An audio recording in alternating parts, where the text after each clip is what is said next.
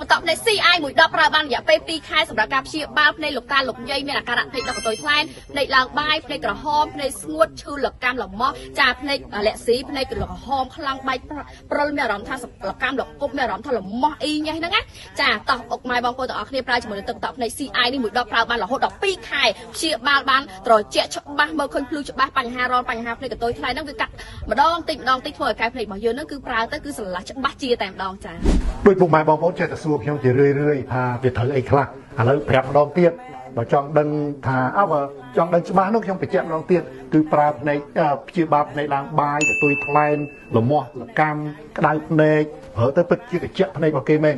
និយាយមែនទេណាខ្ញុំប្រើរាល់ថ្ងៃពេលក្តៅទៅថតក្តៅហ្នឹងត្រឡប់មកវិញវាក្តៅភ្នែកខ្ញុំបតក់ទៅត្រជាក់របស់គេពិតជាល្អមុនដំបូងភ្នែកខ្ញុំហ្នឹងវាកុហលកាហាយជិះម៉ូតូទៅណាផ្សារទាំងអស់ហើយហៀតែទឹកភ្នែកទេហើយមើលទៅបែកជា2ជា3ខ្ញុំបានមកប្រើថ្នាំហ្នឹងព្រោះឲ្យភ្នែកខ្ញុំហ្នឹងគឺស្រឡះត្មងលែងលទាដាក់ទៅគឺត្រជាក់ត្មងដូចវាកាត់មានដីមានអីនៅក្នុងភ្នែកហ្នឹងមានមេរោគដឹងភ្នែកគឺវាកាត់ធ្លាក់មកនៅយើងយកដៃគីមកអញ្ចឹងដូចសត្វដីសត្វអីអញ្ចឹងកាលដែលខ្ញុំមិនទាន់បានប្រើថ្នាំ ACI នេះមកវាដល់មកព្រិលក្តៅក្រហាយរមាស់ចេញទឹកភ្នែកសក់ទឹកភ្នែក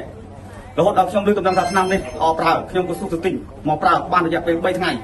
ជឿថាចាក់ថាថ្នាំនេះល្អពិតមែនបាត់ក្តៅបាត់ក្រហាយបាត់ស្រវាំងបាត់ហៀទឹកភ្នែកហើយមើលបានថ្ងៃទៀតในខ្ញុំពីមុនកតុយថ្លៃហើយក្រហម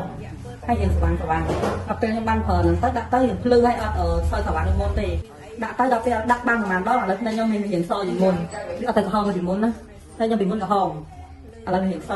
បាយចិត្តមើលអត់ឃើញទេមើលងាកអញ្ចឹងជិះម៉ូតូក៏អត់ឃើញងឹតនិយាយថាបើយប់វិញឡើងទៅថាជិះលុបហ្នឹងក៏មើលឃើញដែរថ្ងៃតែពេលថ្ងៃក្តៅខ្លាំងមើលឃើញឥឡូវតាមពីខ្ញុំបន្តមកយើងវាជាចន្លោះភ្នែកច្បាស់ឡើងហ្មងដាក់ទៅយើងថាឬចៃខ្ញុំភ្នែកវាបានទេបានភ្នែកបានបុរាណយកឆ្នាំហ្នឹងមកខ្ញុំជាវទៅយើងពីសบายចិត្តមែនទេបងរំភើបបង